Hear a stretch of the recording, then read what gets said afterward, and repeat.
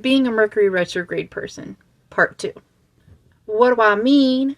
What I mean about being a Mercury retrograde person is that I have that placement natally. How do you know if you're a Mercury retrograde person natally? Well, you either pull up your chart yourself, which you're more than capable of doing on astro.com or any other app. All you need is your birthday, your birth time, and your birth location. You might have to talk to your mom.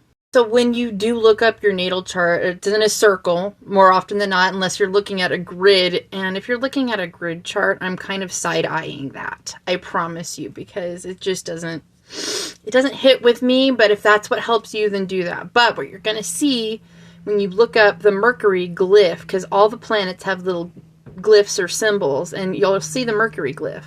It looks like the Venus symbol, but with horns. And then you've seen the Venus symbol. It's kind of everywhere. Ubiquitous with just femininity in general. But, so Mercury, you'll see a little RX next to it. It doesn't mean a prescription in astrologies.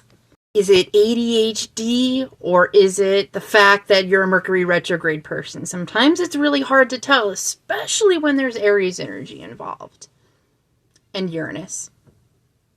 But at least the Venus is there for me.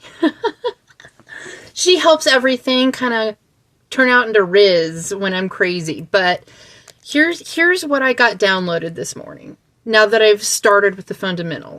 Mercury retrograde as a person desperately wants to act like a normal person. It wants to be linear. It will attempt to be linear. But it will stumble over its feet when it tries. It's better off left to stumbling around, making mistakes, and sometimes doing things backwards. But part of the problem, this is why my following isn't bigger, this is why I didn't get louder and bigger sooner, is the Mercury retrograde hecitation. I know when I act, it's not clean, it's messy. It's kind of comical too. It's clumsy. I have to backtrack sometimes and come back. And I did not trust that people could follow me on my zigzag path up until this last year. So that's part of the problem. Overthinking and Mercury retrograde go together to the point like it makes you clumsier, like I just said. So it makes you jump around from point to point to point, and it doesn't really make sense to other people. You have to explain yourself a lot, or at least you feel like you have to explain yourself a lot when your self-esteem is a lot lower. Eventually you grow out of that and realize that this is part of what makes you unique, authentic, and wise in your own energy, okay? But until you kind of decide to be bold, which it took a long time for me to get there, the hesitation drew me back, and I wasn't creating like I do now. My sources are endless because I tap in up here, and then I don't go into the hesitation. I don't go into the self-consciousness like I used to.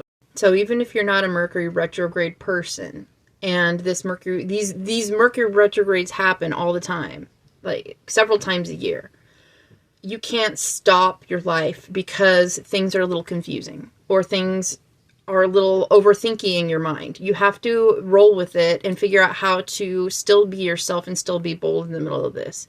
So messy action is good. But again, have tact, have kindness, have patience. Make sure you're reading the fine print. Make sure you're not rushing things, and it's not, because you will have incomplete thoughts. I promise you will have incomplete thoughts and you will want to act on them.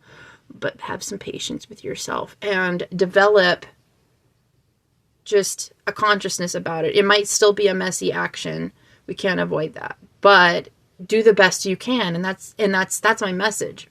I wish I knew that earlier. I love you guys.